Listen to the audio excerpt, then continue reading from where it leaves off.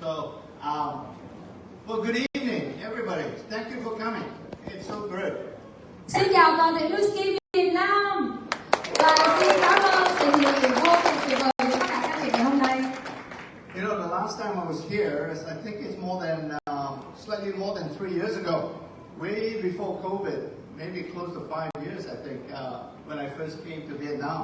And my first sign when I visited this country is to say that this is going to be one of the best new skin markets.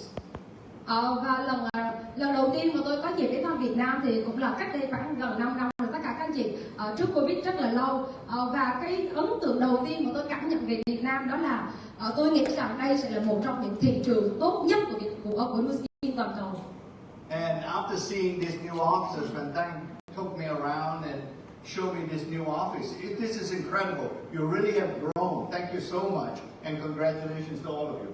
Và khi tôi nhìn thấy cái văn phòng mà trị giá cả triệu đô của Lumispa Việt Nam thì tôi tin chắc rằng cái niềm tin của mình là hoàn toàn đúng đắn và tôi biết được tất cả các chị đang tăng trưởng mỗi ngày. Cảm ơn tất cả các chị vì điều đó. But there's one thing I do notice. It's sort of interesting, right? When I first step in here, I see more than 90% Vietnamese women here.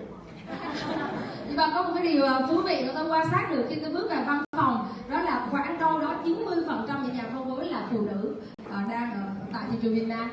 Yeah, and so next time, I'm really hoping that we're going to see more men leaders in Ho Chi Minh City too, right? Yeah. Và lần sau thì tôi hy vọng rằng là tôi sẽ được nhìn thấy rất nhiều những anh sẽ cùng đồng hành cái kinh doanh skin này. But I guess so Vietnamese, it's not very different from any other Asian. The women control everything, right? Nhưng mà tôi nghĩ rằng hình như là văn hóa Việt Nam cũng rất là giống các nền văn hóa châu Á khác, đó là như phụ nữ thì sẽ kiểm soát tất cả mọi vấn đề. Yeah, my wife tells me I control you. Vợ tôi thì nói điều tương tự như vậy. Anh Joe Chang là tôi, em là hậu phương và tôi là có thể kiểm soát được việc đang làm. So maybe I can tell you a little story. I have 2 sons. They're now grown, right? They're more than 30 years old now. But when they were young, and I was always wondering why my wife sort of always tells me, you're going to be the last. Và tôi kể cho các chị một câu chuyện nhỏ của gia đình mình. Tôi có 2 người con trai và bây giờ đã là hơn 30 tuổi. Nhưng mà khi các con tôi còn nhỏ, thì vợ tôi hay nói với tôi một điều rằng anh Chang, em sẽ xét anh là cuối cùng. Actually, something to do with age law. Actually, something related to age law. Và cái lý do đằng sau đó là nó có liên quan đến công nghệ age lock chống lão hóa của skin. So, what happens, you know, age lock is about genes, correct? Và cái điều bí mật về công nghệ chống lão hóa age lock của skin là có liên quan đến gen. So, my wife says, as soon as you have 2 sons or children, you are not so important in the family anymore. Và vợ tôi nói rằng là khi mà anh đã tạo ra được 2 người con trai rất tuyệt vời trong gia đình thì anh hình như không còn quan trọng nữa. Gen của anh hình như không còn quan trọng nữa. So you already given your genes to your children. That's why you are so low in the family. Bởi vì là anh đã cho con chúng ta cái gen rất tuyệt vời của anh và đó chính là lý do vì sao anh xếp sau cùng. Yeah, all you have to do in America, there's a statement, but I'll say it says bring home. All you have to do is bring home the bacon. In other words, what my wife is saying is, all you have to do is just to make sure you bring home the money. Và chính vì vậy mà có một câu ngạn ngữ của Mỹ các anh chị là hãy mang thịt sông khói về nhà. Nhưng mà cái nghĩa ẩn dụ của nó ở đây là anh hãy ra ngoài kiếm tiền thật nhiều để mang về nhà. Yeah, because the children is the future and you're in the past. Bởi vì con của chúng ta chính là tương lai, còn anh thì là quá khứ rồi. Well, you're laughing, but all the Asian women, all the Vietnamese women are probably very similar, right? Các chị ở đây cười là vì điều này đúng không ạ? Đúng không? Mình cười vì nó rất đúng không ạ?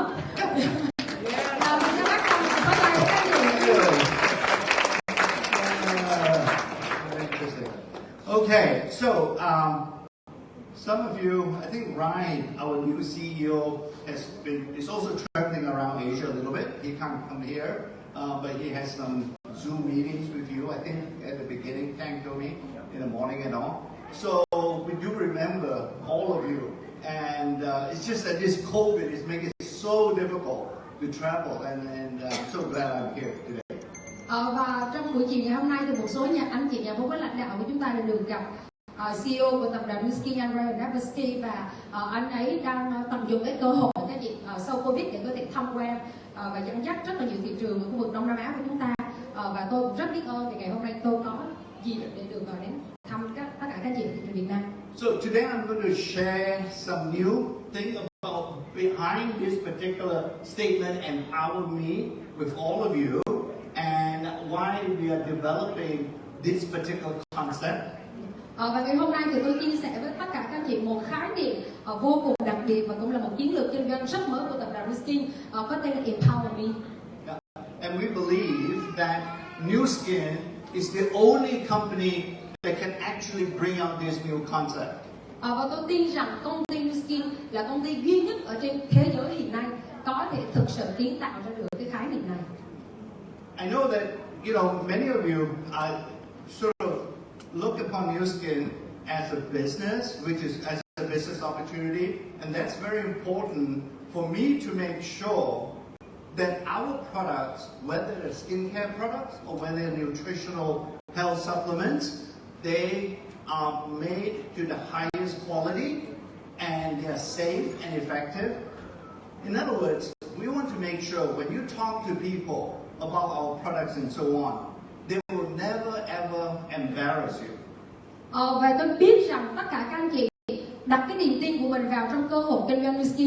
Chính vì vậy mà tập đoàn Lumispa cũng như là ban khoa học của Lumispa muốn cam kết rằng tất cả những cái sản phẩm mà các anh chị chạm đến, có thể là sản phẩm chăm sóc sức khỏe hoặc là chăm sóc làn da, đều được sản xuất với một cái quy trình và một tiêu chuẩn cao nhất, để những cái sản phẩm này không bao giờ làm các anh chị bối rối khi mình gặp những người khách hàng của mình. Because even also recognizing when you talk to people, not many people are always going to join you, right? But they might be interested in the product. Vì tôi biết rằng là khi chúng ta đi ra ngoài kia và chia sẻ về cơ hội kinh doanh Lumispa thì không phải tất cả mọi người đều tham gia cùng với mình, nhưng họ có thể quan tâm đến chất lượng và sản phẩm của Lumispa.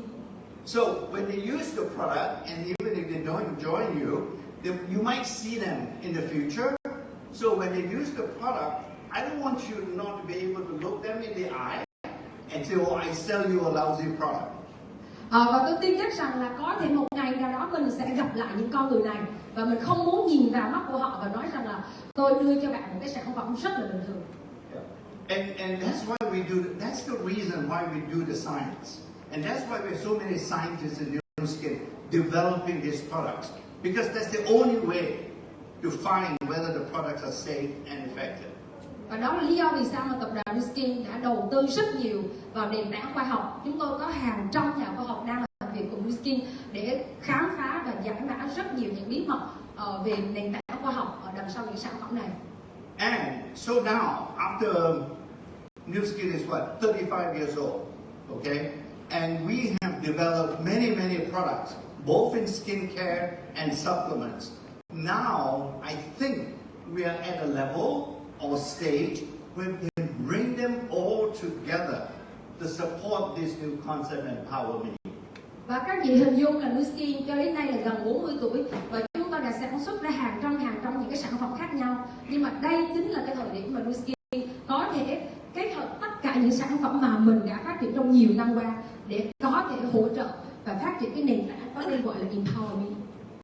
Some of you, I know in Vietnam, and so it is in the United States as well, you're going to have companies with just one product, and they can be successful.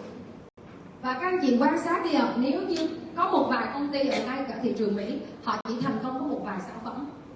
Yeah, but the question then becomes, can that success be sustainable or be long term? Nhưng mà cái câu hỏi khó đặt ra ở đây đó chính là liệu rằng công ty đó có thể duy trì được sự phát triển của mình thực sự bền vững và lâu dài hay là không? And not everybody is going to be interested in a particular product. there might be other people who might be interested in other products. In New Skin, we can offer those other products too. Và các anh chị quan sát đi ạ, xuất phát từ chính chúng ta thôi. Mình không quan tâm đến một vài cái sản phẩm đặc biệt nào đó, đúng không? Mà mình có rất là nhiều những cái mối quan tâm khác nhau. Và ở tại New Skin thì chúng tôi tự tin rằng mình có thể đáp ứng được tất cả những cái nhu cầu ngoài xã hội. So now, I mean, I talked to you about social commerce and everything else, right? So when I look at social commerce and how the world is changing, even here in Vietnam, right? The whole world is changing. We need to introduce some new technology that can connect people much easier. Và anh Thắng được có chia sẻ với tất cả các anh chị về cái khái niệm thương mại xã hội, và chúng tôi tin rằng là chúng ta cần có những cái công nghệ mới để có thể làm được cái điều đầu tiên, cái điều số 1 ở đằng kia, đó chính là kết nối nhiều hơn với con người. Yeah, I mean, COVID, this is almost the perfect time. For the last 2 years or so, the global COVID pandemic has taught us that you must be able to develop this connection, or else the business cannot continue.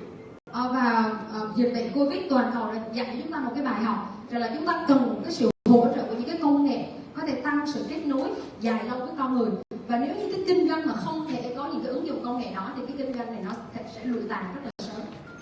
And then after you're connected, you must be able to have something, product in this example, that will be attractive to a lot of people.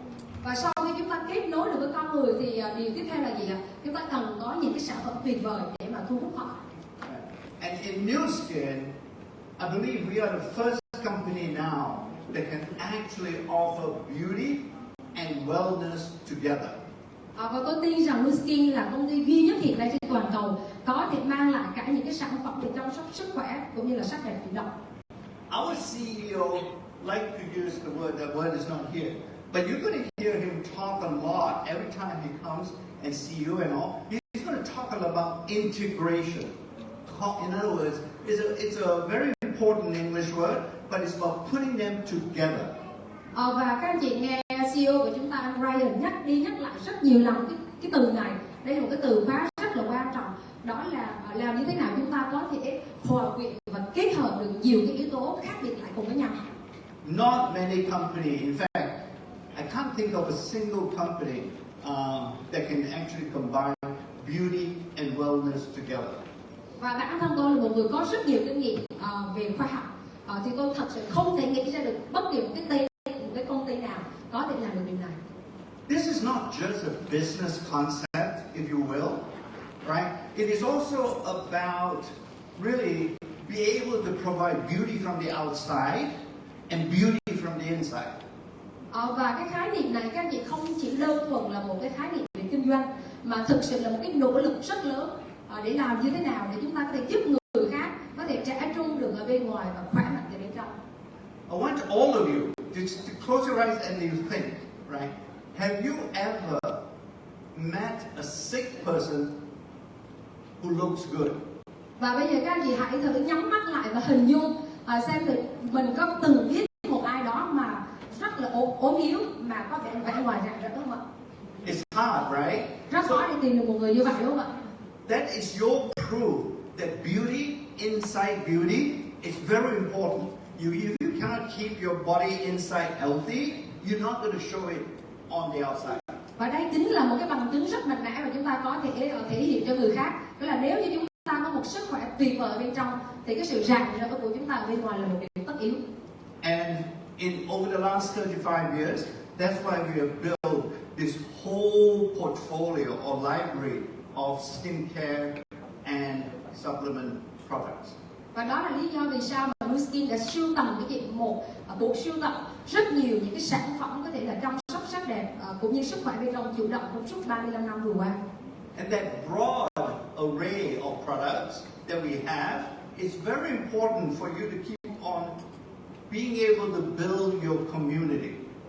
Và đây chính là cái điểm mà mấu chốt theo chốt cuối cùng các anh chị, khi chúng ta có được một cái dải sản phẩm dài và đa dạng như vậy thì chúng ta có thể xây dựng được cái cộng đồng của những người tiêu dùng.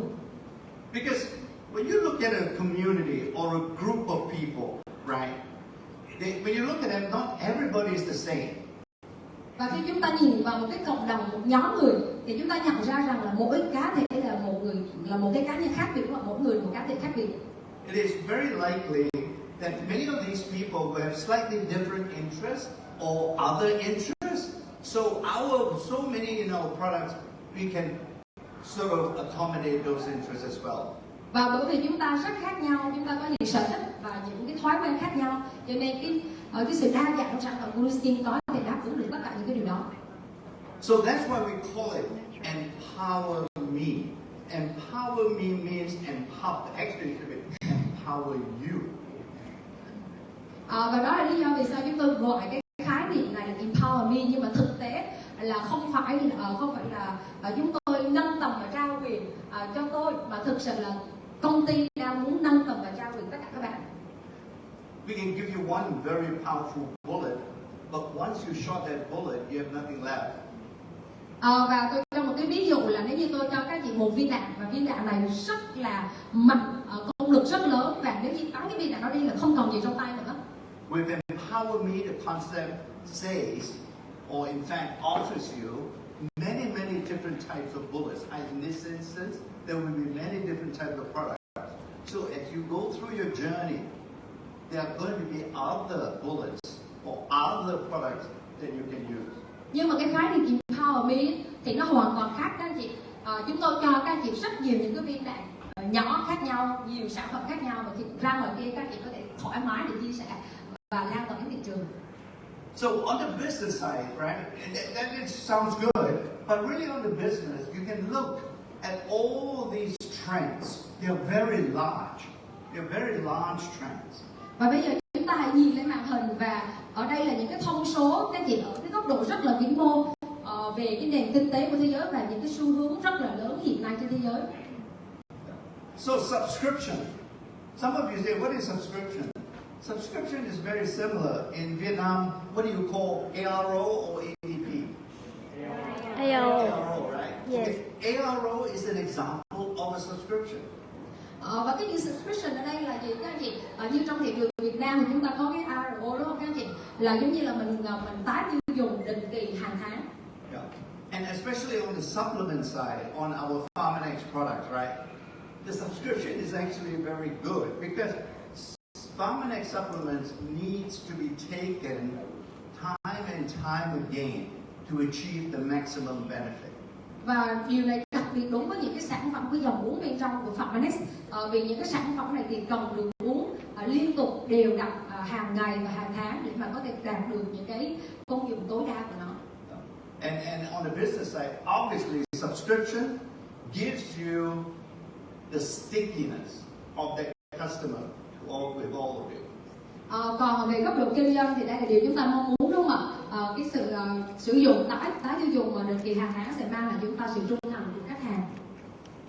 So I'm going to talk about this new device that we're going to launch, or the Lumispa IO, but that is also another trend that is developing.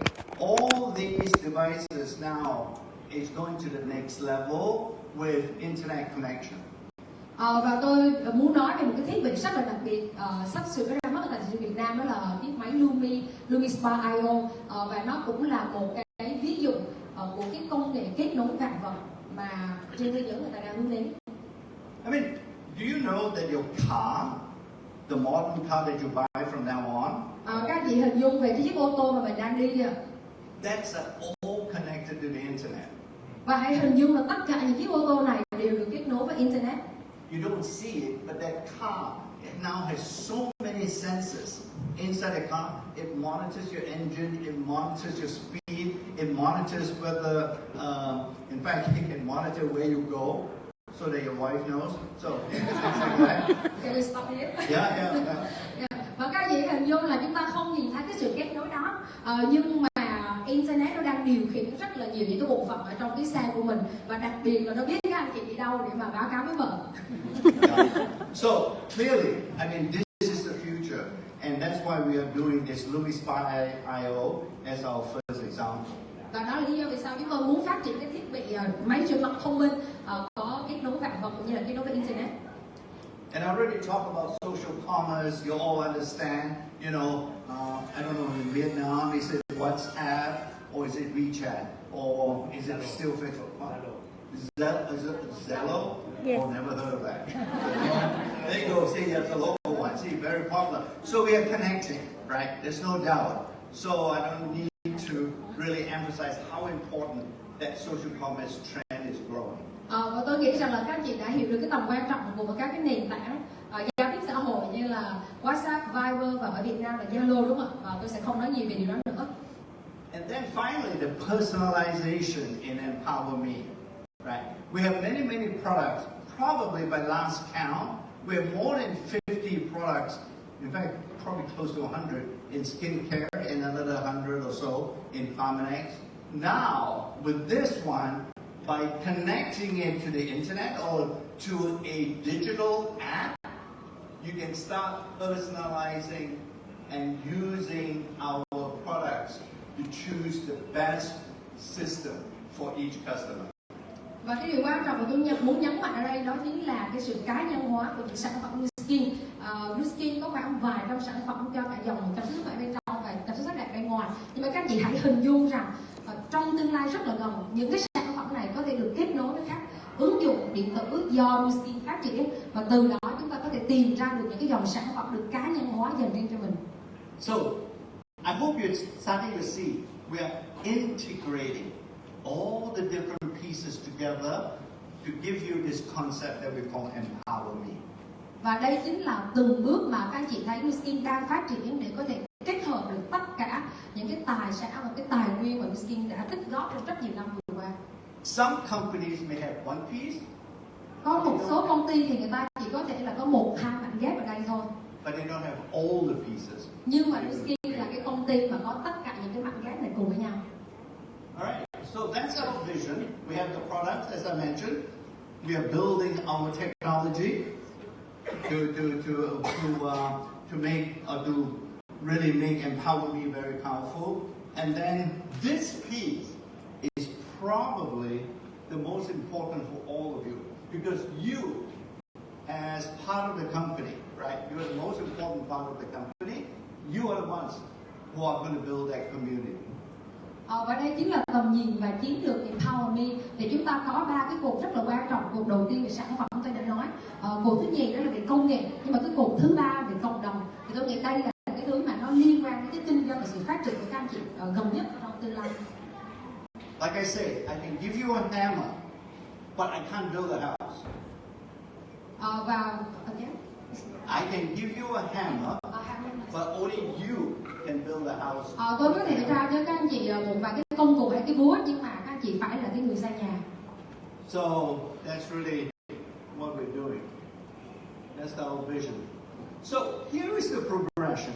Here's a good example of how over the last 30 years or so, I only went back 10 years, so to see how we build this product to achieve this vision. Và đây chính là một cái ví dụ rõ ràng nhất, trực quan nhất cho tất cả các anh chị nhìn thấy là cái lộ trình phát triển sản phẩm của Skin trong nhiều năm vừa qua để có thể đạt được cái tầm nhìn này. Và tôi chỉ đưa ra một vài cái ví dụ từ năm 2010 trở đi thôi. You notice every time we have a supplement from Pharmanex, we quickly follow it with a new skin product. Và các chị nhận thấy một điều đặc biệt ở đây là cứ một cái lần mà chúng tôi cho ra đời một cái dòng sản phẩm uống bên trong thì ngay lập tức nó sẽ được follow bởi một cái sản phẩm về chăm sóc sắc đẹp bên ngoài. And what I noticed from all of you over the years is that many of you, if not all of you, will choose a particular product to focus on, to go and build your organization. Và tôi biết rằng là nhiều các anh chị ở đây thì sẽ chọn cái chiến lược riêng của mình, chọn một vài sản phẩm mà các anh chị mong muốn để phát triển cái kinh doanh. That is really good because that shows me you understand that particular product and you're using it to the maximum power. Và điều đó tôi là rất tốt và có ý nghĩa đó. Nó minh chứng rằng tất cả các anh chị đang hiểu rất kỹ về cái sản phẩm này, cái lợi ích của nó và đang đưa những cái thông điệp tuyệt vời nhất, tối ưu nhất đến với khách hàng của mình. But you're all very different, right? So you have one group doing chia 90, for example. Another group might be doing booze or so on and so forth. So you see, new skin is a world of many opportunities. Và các chị nhìn vào trong đội nhóm của mình thì sẽ thấy có những cái nhóm nhỏ hơn, có nhóm thì quan tâm đến TR90, có nhóm thì quan tâm đến Make Boost, và mỗi nhóm như vậy họ tạo ra cái sự đa dạng trong tổ chức kinh doanh của các anh chị. Yeah. Because you're going to meet people that sometimes may not be interested in one particular product. Now you have an opportunity to offer other types of products that they might be interested in. Và đối với tôi thì New Skin không chỉ cho các chị một cơ hội kinh doanh, New Skin cho các chị rất nhiều cơ hội kinh doanh, vì chúng ta đang có thể tối ưu hóa tất cả những sự đa dạng của sản phẩm này. And that's why I sort of sometimes when I see 90% of the women sitting here, right? Và tôi nói rằng là tôi nhìn thấy khoảng 90% phụ nữ trong cái khán phòng, đúng không ạ? Well, some of you, the men, I mean, you may be more leaning towards the supplement. Và có phải là những anh đàn ông ở đây thì có vẻ quan tâm đến những dòng sản phẩm bên trong hơn không ạ? Có phải đúng không ạ? Rồi. But if you're lazy, the man, then there's nothing I can do. Bây giờ vì các anh nghĩ là tôi uống thì nó khỏe hơn, đúng không ạ? Nó lẹ hơn. Yeah. So the women maybe, at the end of the day, maybe in Vietnam the women are much more hardworking than the men. But boy, you know. Hoặc là các chị là làm việc giỏi cho nên là chăm sóc và sắc đẹp cũng rất là siêng năng. But the point is, you can see we're planned what we call the roadmap all the way out to 2027 now. We know the types of products that will come out that will actually integrate this EmPowerMe and make it a bit stronger every year.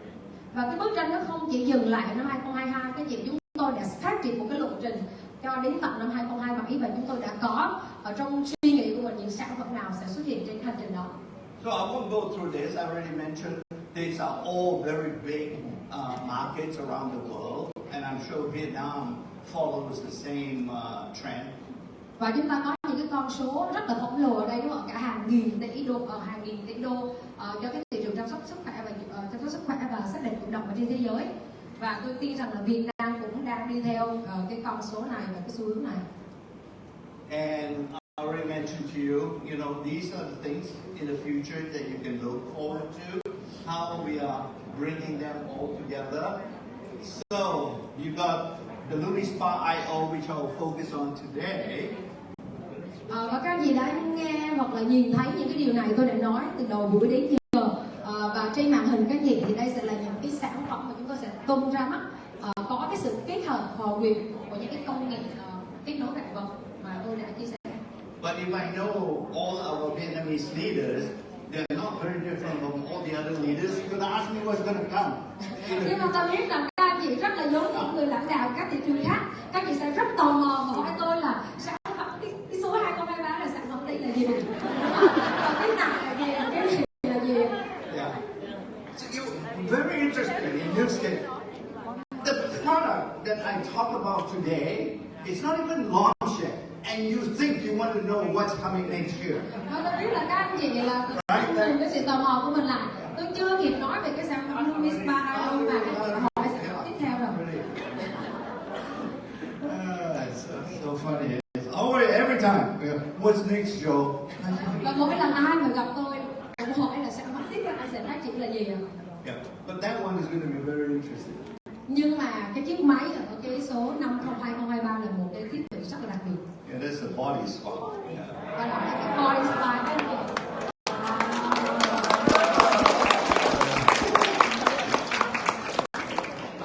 I hope to find an excuse or a reason to come back and visit you again next year, right? Và đây chính là lý do người ta sẽ quay trở lại Việt Nam. Tôi sẽ tất cả các anh chị. This is very bad. In America, when we introduce our app, it's called Vera, right? So they decided to use this cartoon. To me, it's very creepy to put my face there. Yeah. Và đây là cái cách rất là hài hước mà các anh chị phòng marketing của Skin đã phát triển. Là khi mà chúng tôi phát triển cái app mới tên là Vera thì các anh chị đã bắt tôi chụp một cái hình nhìn rất là khôi hài, gọi là tiến sĩ Bảo Tưới. So the digital app, this Vera, really what we also recognize. Sometimes our product has so much information that you can't remember all of it. Và tôi thừa nhận rằng là khi chúng ta nói về những sản phẩm hoặc là những cái ứng dụng công nghệ thì đôi khi chúng ta thấy nó có quá nhiều thông tin mà chúng ta không nhớ được, đúng không ạ? Yeah, so we're going to put all that information into this app so that you can easily assess, all this kind of information without sort of me flying halfway around the world to explain our product to you or our scientists. Nhưng mà cái tương lai các chị là chúng tôi sẽ tinh gọn tất cả những cái thông tin này vào trong những cái ứng dụng để mà các chị không cần tôi phải bay nửa vòng trái đất từ Mỹ sang Việt Nam để giải thích cho tất cả các chị cái khoa học của sản phẩm này là gì. Because we have, it's not just me, right? We have close to 75 scientists in NewsScan. There's no other company that has that much scientific knowledge behind their products. Và ở tại công ty NewsScan thì không chỉ có một mình tôi là nhà khoa học tiêu biểu, mà chúng tôi còn có chính xác là 75 nhà khoa học đang làm việc cùng với mình, và chúng tôi có một cái nền tảng khoa học thật sự là không có công ty nào xứng tầm được các chị. So the vision, again, I tell you, we're going to launch the Vera skincare first. Và tầm nhìn là chúng ta sẽ phát triển và tung ra thị trường cái sản phẩm, cái ứng dụng Vera trước tiên. And because we're bringing out obviously the Lumispa IO, so we need to bring the skincare Vera first. Và bởi vì chúng ta sẽ ra mắt cái thiết bị rửa mặt Lumispa, đúng không? Cho nên chúng ta sẽ tung ra cái app để dành cho cái sự kết nối cái thiết bị này trước. And then next year, when we bring out something on weight management, we'll bring out the Vera Wellness. Và năm 2023 thì chúng ta sẽ có một cái app tiếp theo để giúp cho chúng ta kết nối được với cái sản phẩm quản lý cân nặng TR90 các chị.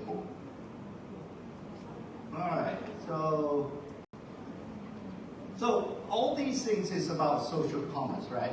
You have the digital app, I have the technology, we have the product, we have the ability to build the community, and this is really the future of NewsScan going forward, is that it doesn't mean, this is also sometimes a bit challenging to remember, it doesn't mean when we are developing this kind of approach to direct selling that the older approach is not something that you can use.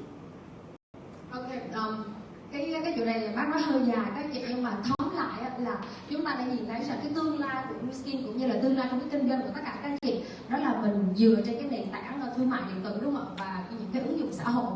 Và đây là một cái hướng đi mới của NewsScan, nhưng nó không có nghĩa rằng là những cái cách cũ, những cái cách kinh doanh của mà chúng ta đã dùng gần 40 năm vừa qua nó không có hiệu quả hoặc là nó không còn cần thiết. And that's what EmPowerMe is all about. When I mentioned to you the personalization, you can also personalize your business opportunity with EmPowerMe. It's not the only way you can do it. Và đó chính là cái điều tôi muốn nhấn mạnh một lần nữa. Cái chiến lược và cái tầm nhìn EmPowerMe không phải là cái cách duy nhất để các anh chị phát triển kinh doanh của mình, mà các anh chị hãy cá nhân hóa cái nền tảng, cái công cụ này theo những cách thức khác nhau bằng cái suy nghĩ và sự sáng tạo của mình để phát triển kinh doanh của mình. It's just that the reality is the future is changing, right? COVID has taught all of us something, and that's why we have to keep up with the future. But it doesn't mean we have to leave all that's good in the past and abandon it.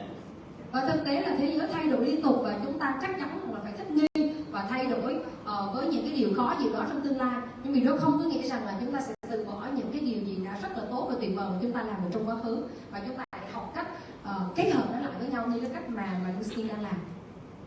So customers, obviously, it's very, very important because at the end of the day,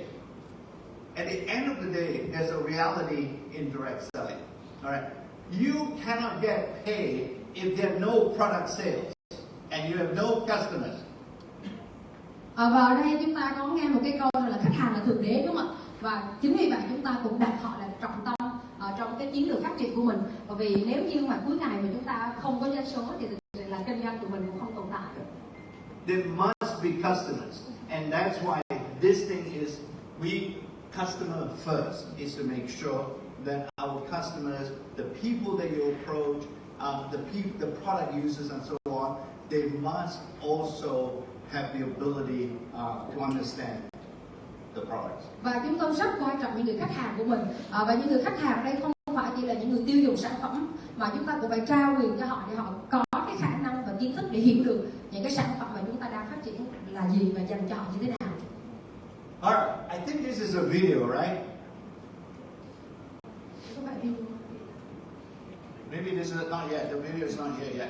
Okay, so this is just to show you how we're integrating technology with our products. You may notice there's a new one. There's a new app that is called Stella. We have not introduced it yet, but it's coming very soon. It's all 100% business focused.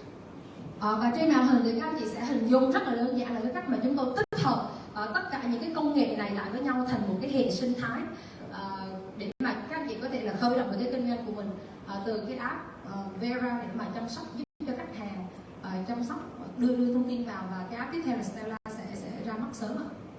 So Vera gives you very easy to check your genealogy, to check your volume, to check your PV, all these other business metrics that you are interested in. Và cái app Stella này là một cái app mà dành riêng cho tất cả các anh chị nhà cái thương hiệu để mà quản lý cái kinh doanh của mình, từ doanh số cho đến là tốc độ phát triển và những cái thông tin khác. Okay, I think we're ready to talk a little bit about Lumispa IO now. Almost there. Okay, all these digital tools. I don't know whether you heard Ryan say this is really big for New Skin. He says that by last count, before we can deliver all the technology to all of you, we have to invest $500 million US. Và các chị biết điều gì không ạ?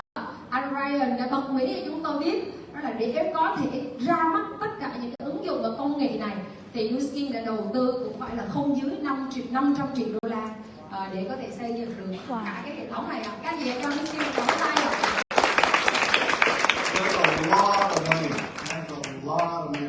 I don't think there are many companies that can actually afford to invest $500 million in technology. Và tôi đoán chắc rằng ở ngoài kia rất ít công ty có thể chịu chơi như New Skin mà có thể đầu tư gần được $1 tỷ để xây dựng cái công nghệ này để hỗ trợ cho những cái thương hiệu của mình. Now I think it's the video, right? No video? Okay, no video. No video coming? Yeah, okay. There you go. We have a video, right?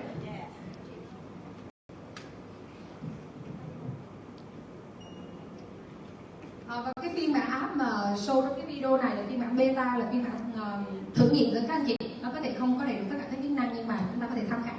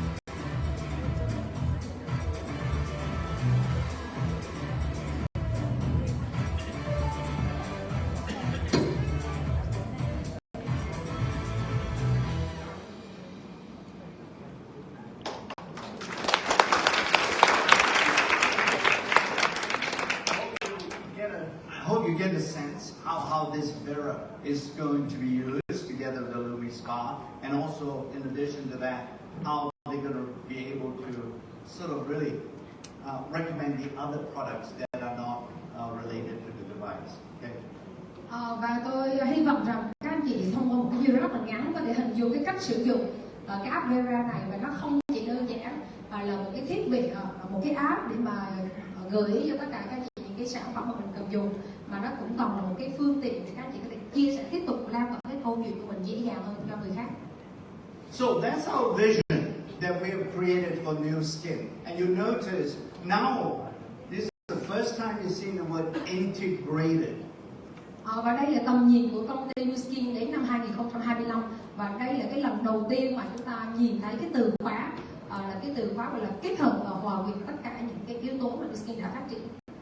But the more important phrase is the last bit that starts with powered by our dynamic affiliate program.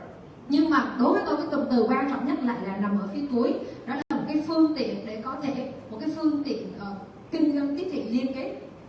That refers to all of you. Vì cái điều này nó liên quan đến tất cả các anh chị đang có mặt trong khán phòng này. Right.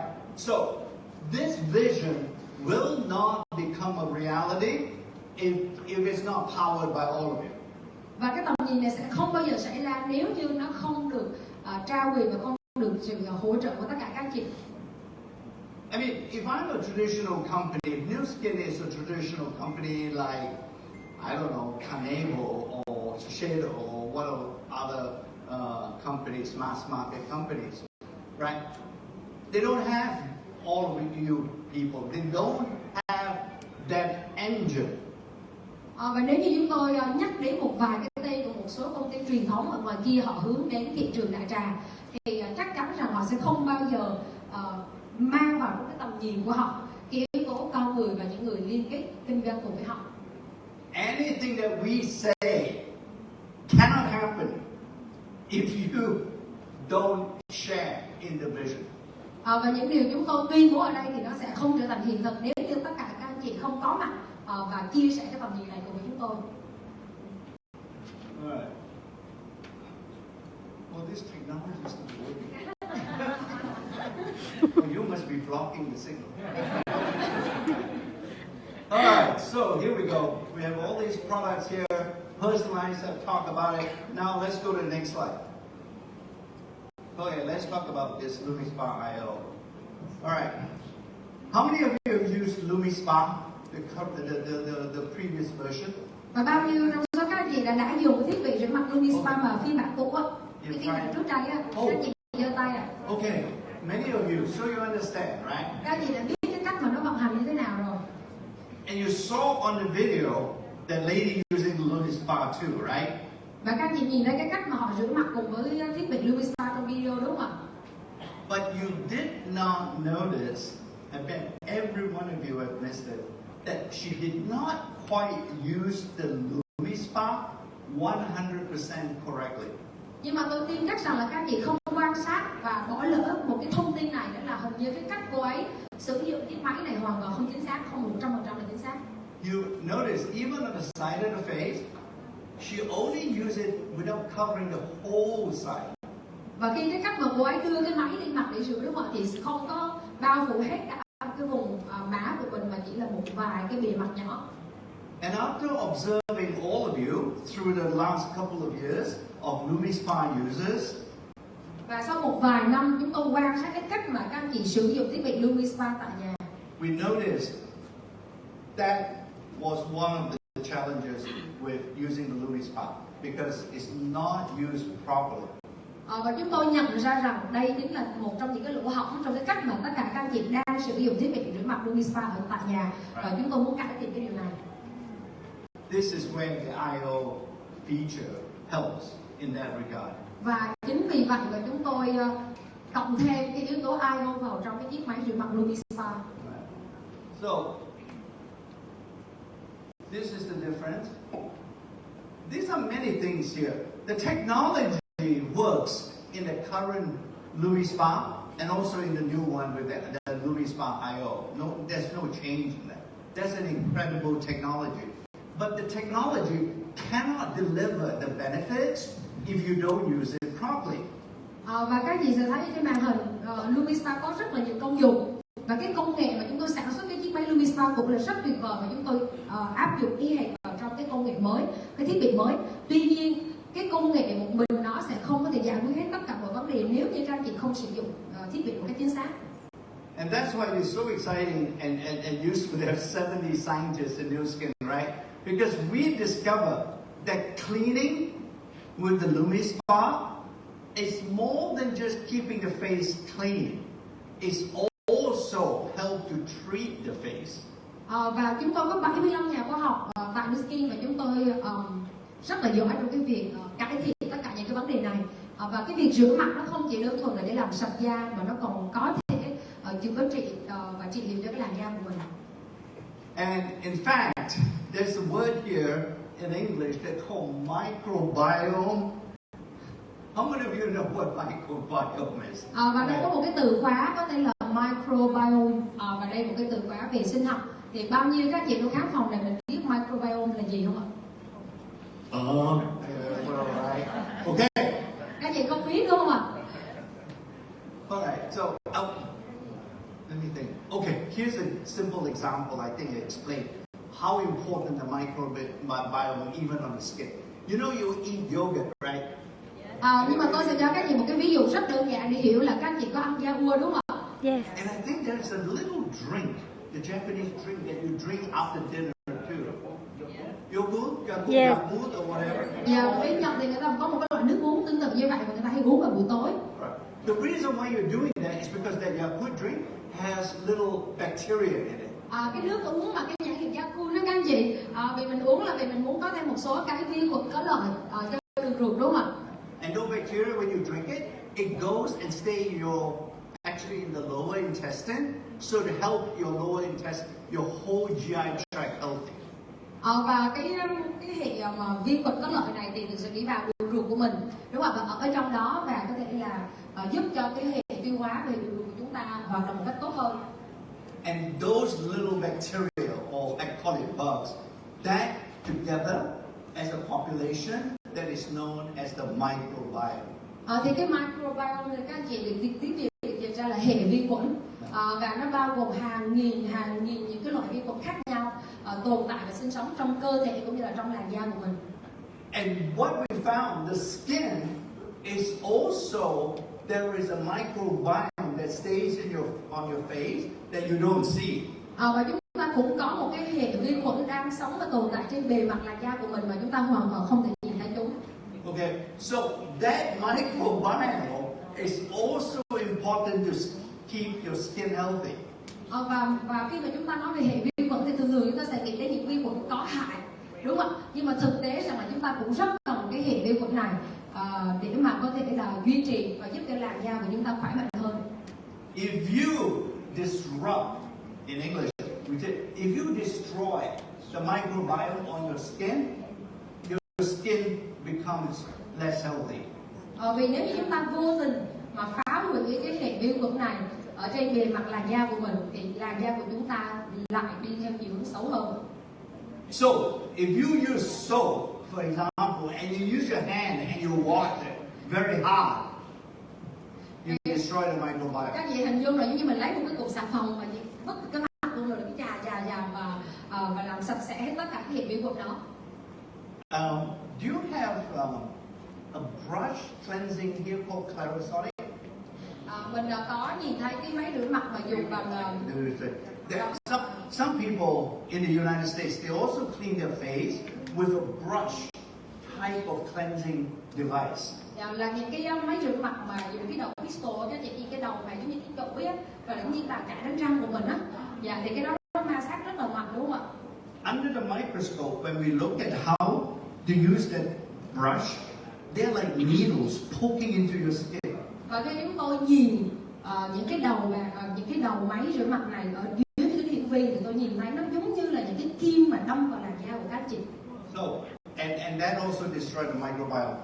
Our Lumispa doesn't do that. Và đây là cái cách mà Lumispa trở nên khác biệt, một cái chiếc máy rửa mặt khác biệt nhất thị trường.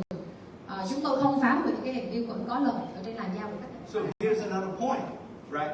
The pressure that you press on the Lumispa is very important also. Và cái điều số 2 tôi muốn nhấn mạnh đó chính là cái áp lực, đúng không? Cái áp lực, cái áp suất mà chúng ta di chuyển cái chiếc máy này ở trên cái làn da của mình. And we also notice once again, when people use the Lumispa, they think they press hard, the harder the better. Và các chị đừng có hiểu nhầm là khi mình rửa mặt đó là mình phải nhấn cái máy rất là mạnh vào cái da mặt của mình thì da mặt mình mới sạch. Đó là một cái sự hiểu lầm nghiêm trọng. Right. So that's also not good. And we, do you guys, you brush your teeth, right? Và chúng ta hình dung là khi mà chúng ta đánh răng. How many of you use the electric toothbrush? Bao nhiêu các anh chị là dùng bàn chải điện ạ? Okay. Cũng khá là nhiều đúng không ạ? So few, you should use. Ít thôi. Anyway, you brush your teeth. Usually in general, right? Even here in Vietnam and everywhere else in the world, you're supposed to brush your teeth for at least 2 minutes.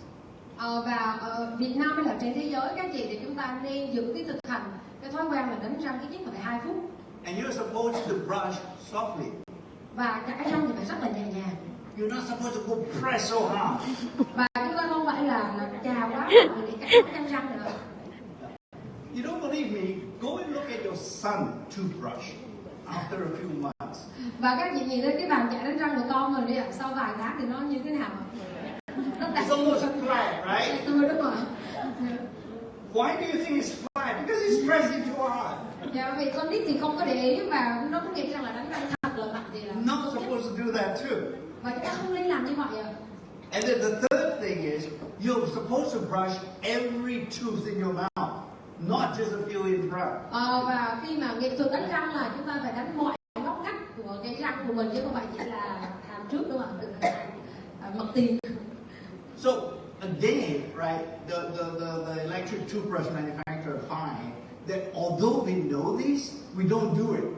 Và những cái người nhà sản xuất cái chiếc bàn chải điện họ quan sát và nhận ra rằng đó là các chị hiểu cái điều đó nhưng mà các chị không làm.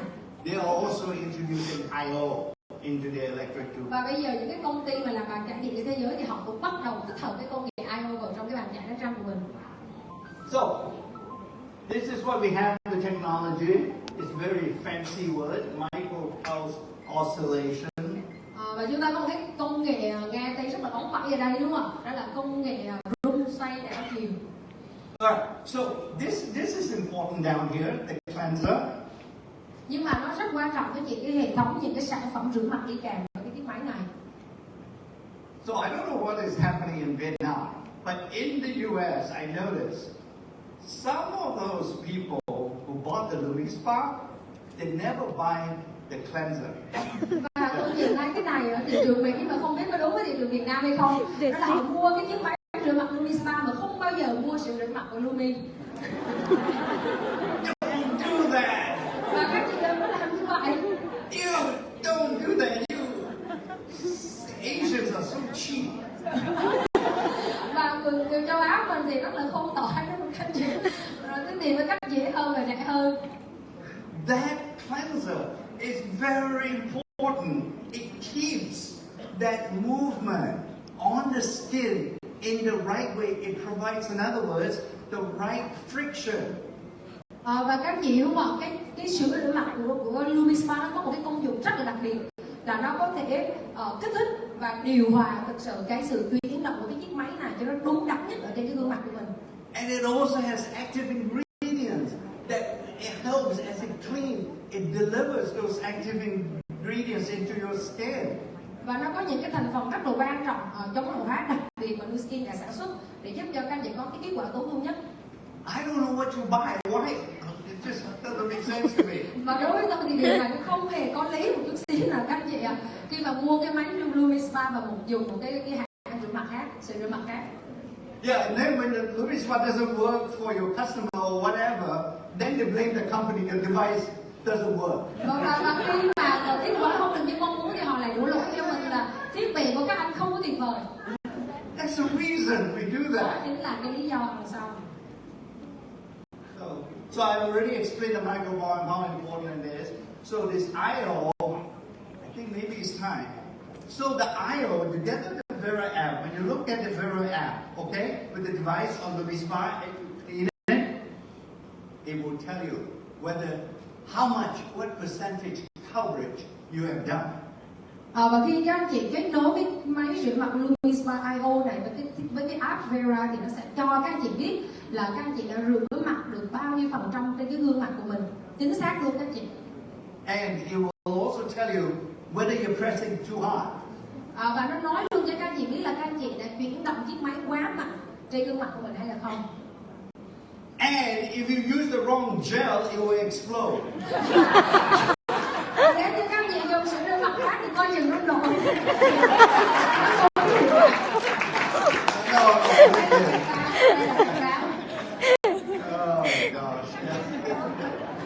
No, it won't explode. Alright, so this is just to tell you the microbiome. These are the specific scientific names of the different types of bacteria that's useful to keep the skin the skin healthy. Và đây là một cái slide rất nhiều thông tin khoa học các chị, nhưng mà nó là một số tên của một số loại vi khuẩn có lợi cho làn da mà chúng tôi có thể giữ được trong quá trình mà mình sử dụng thiết bị Lumispa. Okay, so this is what we are trying to preserve with the Lumispa IO, the percentage. Và chúng tôi áp dụng được và cố gắng duy trì những cái con số này cho những cái loại da khác nhau. And if you do that, and you do that well with the Lumispa IO, you will get all these benefits on your skin. Và nếu như các anh chị sử dụng thiết bị IO, Lumispa IO một cách đúng đắn thì các anh chị sẽ nhận được tất cả những cái lợi ích nằm ở trên màn hình. So, as I mentioned to you, this is not just cleaning. This is also treatment. Và tôi nói với các anh chị rằng là đây không phải đơn thuần là một thiết bị rửa mặt, mà đây còn là một cái thiết bị có thể là trị liệu và giúp đỡ cái làn da của các anh chị. Okay, so as you know, we are now the #1 beauty device brand in the world, and it's not just within direct selling; it's all skin care companies. All right. Và chúng ta là cái công ty có cái thiết bị rửa mặt hàng đầu trên thế giới, và nó không chỉ là trong cái ngành bán hàng trực tiếp mà còn là trong tất cả các cái lĩnh vực bán lẻ nữa. So I'm talking about the Vera just on the Lumispa alone, but notice it also comes with the skin consultation. Và chúng tôi nói về cái app Vera và cái cách mà nó vận hành cùng với thiết bị Lumispa IO, nhưng mà trong đây nó còn một cái chức năng nữa các chị là có thể cố vấn cho chúng ta cái cách mà chăm sóc làn da của mình, có thể tham vấn cho tất cả các anh chị. So you can see, going back to the EmPowerMe concept, we are also integrating our other products together with our device products. Và trong tương lai thì chúng ta sẽ bắt đầu cho thêm rất nhiều dữ liệu của những cái thiết bị làm đẹp khác và những cái sản phẩm chăm sóc sức khỏe khác vào trong cái app này. So when you get your Lumispa IO, right? Và khi các chị mua cái thiết bị Lumispa IO, Make sure you connect. và các chị nhớ rằng là các chị hãy kết nối cái thiết bị này với cái app này. I know sometimes we still have some, to be honest with you, I've noticed that we have some challenges. The connection may not be as good and easy as we like it to be yet. Và tôi biết rằng là đôi khi chúng ta gặp một số cái trở ngại, đúng không ạ, trong cái việc mà kết nối hai thiết bị này với nhau, nhưng mà điều đó nó sẽ vượt qua dễ dàng thôi. But it will, we hope with your feedback, we're going to get the connection better and better over time. Nhưng mà với cái sự góp ý của tất cả các anh chị thì chúng tôi đang thu thập dữ liệu để có thể cải thiện được cái điều này. Alright. Oh, and you've got all these different gels that is depending on your skin type. If your skin is dry, then there's a gel for you, and all the way to using a gel that is also specifically formulated for acne. Và cũng tương tự như cái sản phẩm Lumispa của các chị thì chúng ta có đầy đủ 5 sữa rửa mặt cho 5 làn da khác nhau. Và những cái đầu máy nữa, những cái đầu máy cũng phục vụ cho những làn da khác nhau. And the head also have different types of design on it. Okay, you already say that. All right.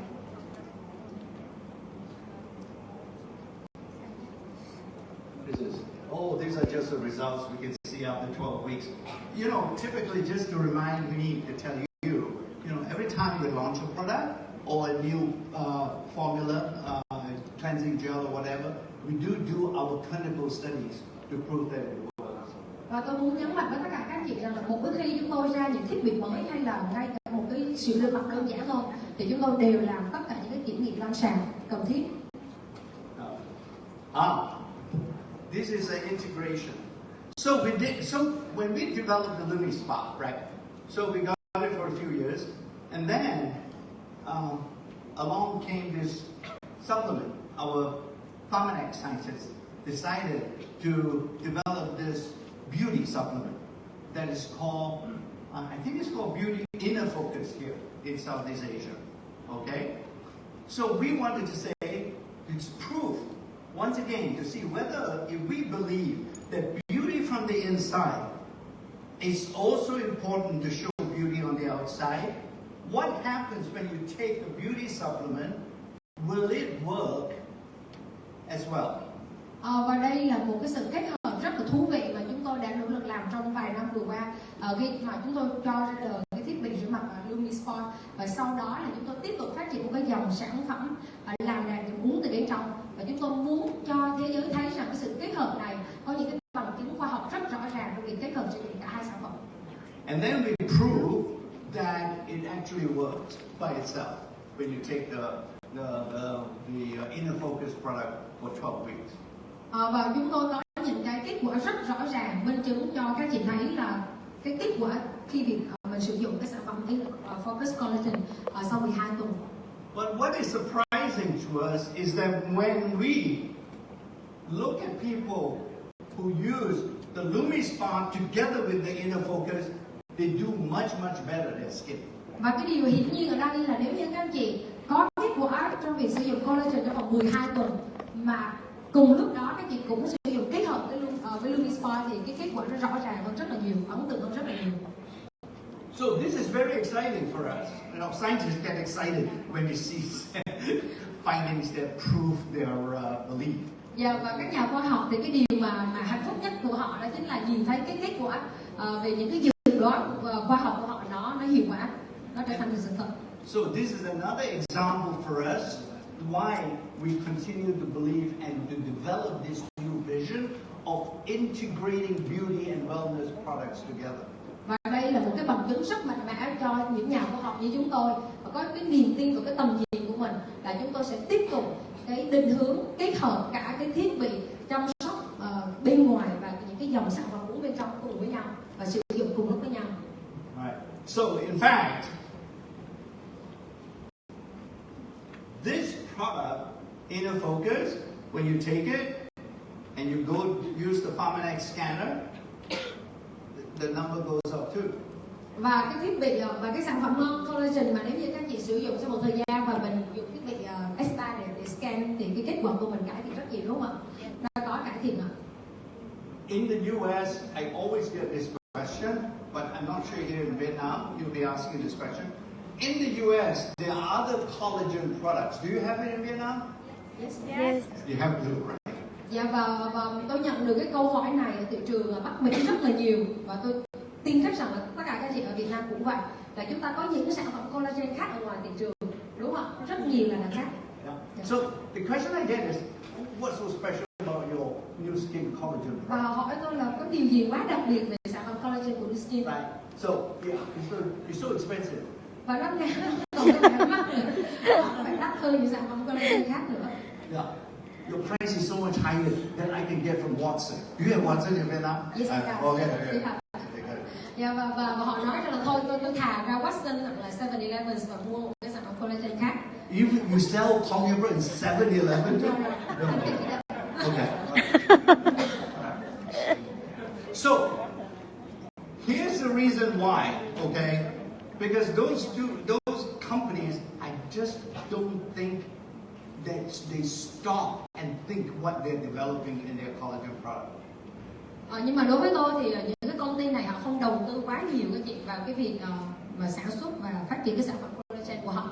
So you make new collagen. We have collagen. We make new collagen on the skin, right?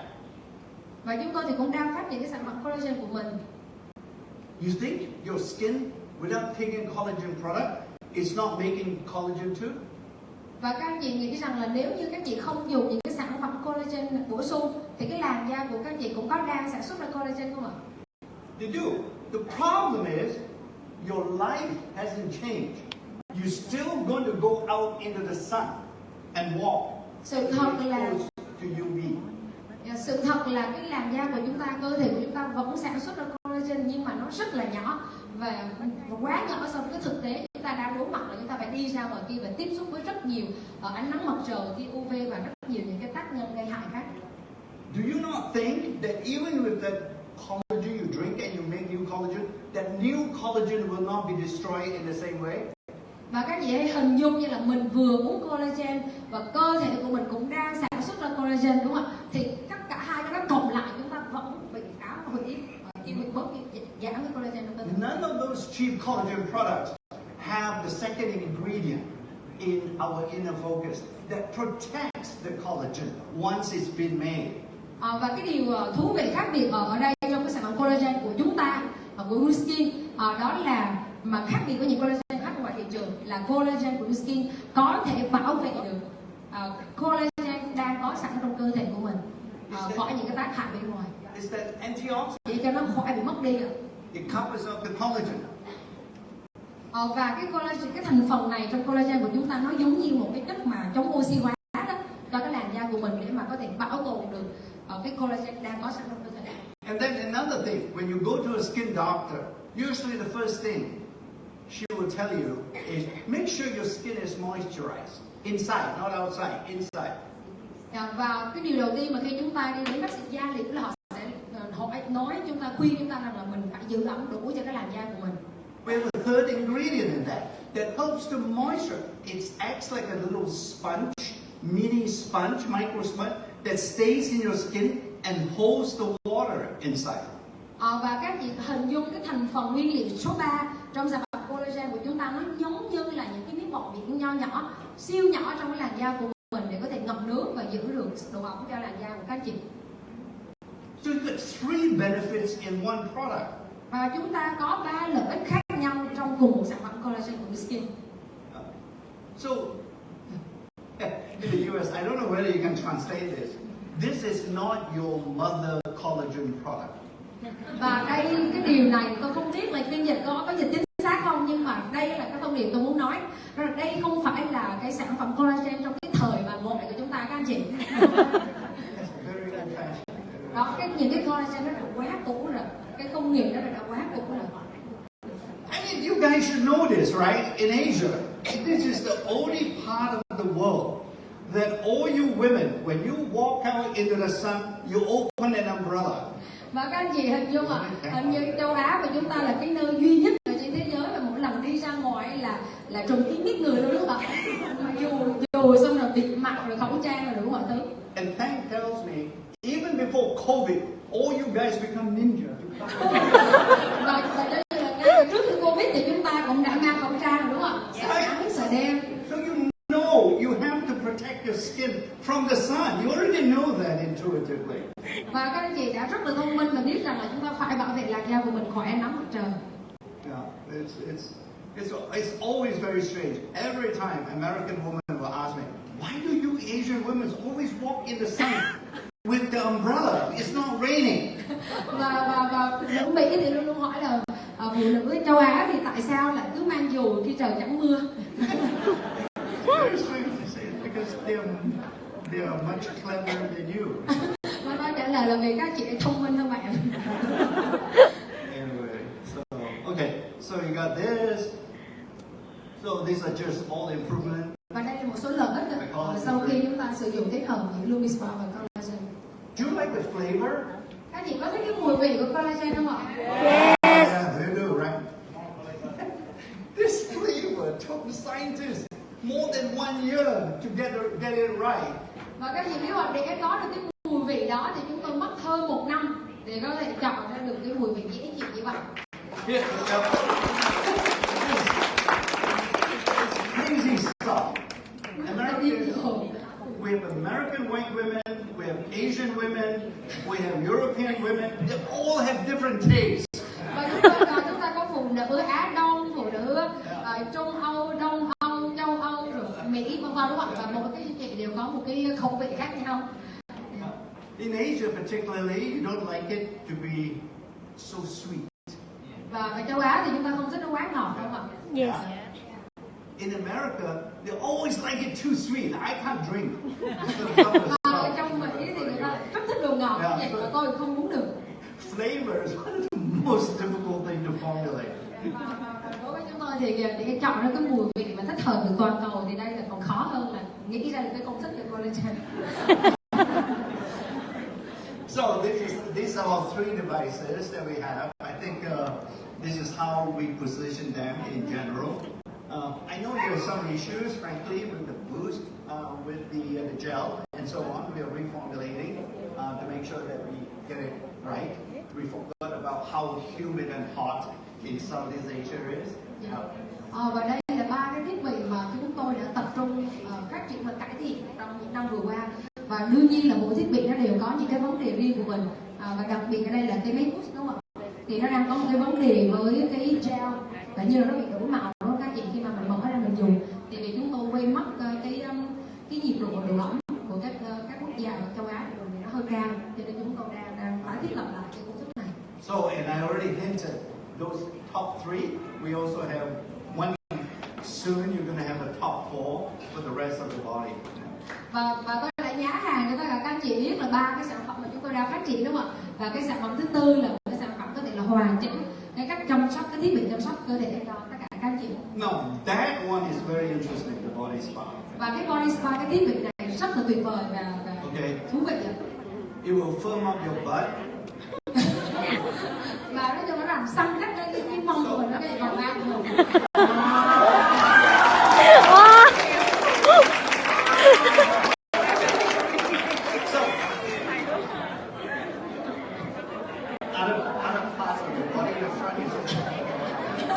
Và những vùng khác thì có thể là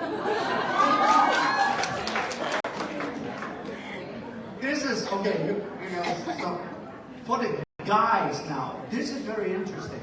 We also found, because it's used throughout the body, there is another circulation system in the body called the lymphatic system.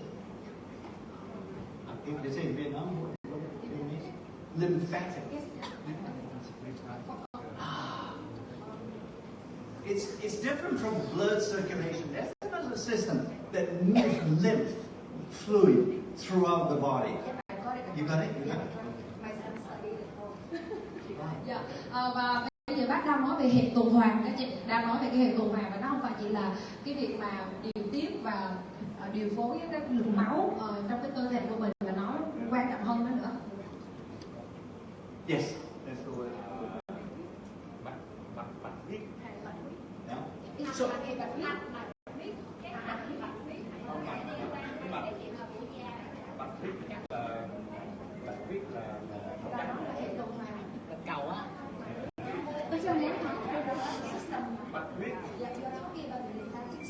yes, this is it. So homework. Every night after you finish. Đây là nó là bài về nhà. Đây là về Google, nhưng mà Hà con là ở nhà thì đây là. Or you can all go home and Google.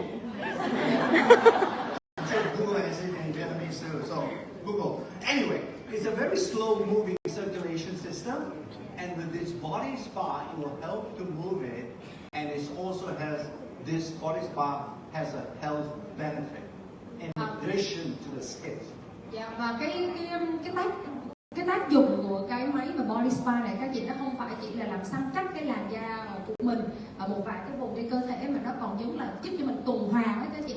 Nhưng mình có những cái sản phẩm thông máu, động tác massage đông y đó, nó làm cho máu lưu thông mạch máu và tuần hoàn cơ máu trong cái lưu thông trong cơ thể mình tốt hơn. Yeah. So this is all sort of information. Đó là một vài bí mật mà tôi đã nghĩ cho tất cả các chị hôm nay. Really, that's it.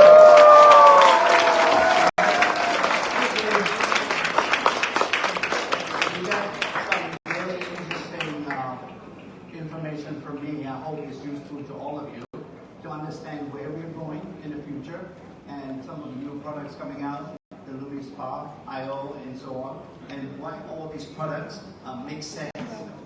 Và ngày hôm nay tôi đã trình bày cho tất cả các anh chị những thông điệp vô cùng tuyệt vời về góc độ khoa học cũng như là góc độ kinh doanh và cái định hướng tương lai mà Nuskin đang hướng đến. And I'm so proud of all of you because every month when we look at the growth of the business around the world, Southeast Asia, the region, is the number one.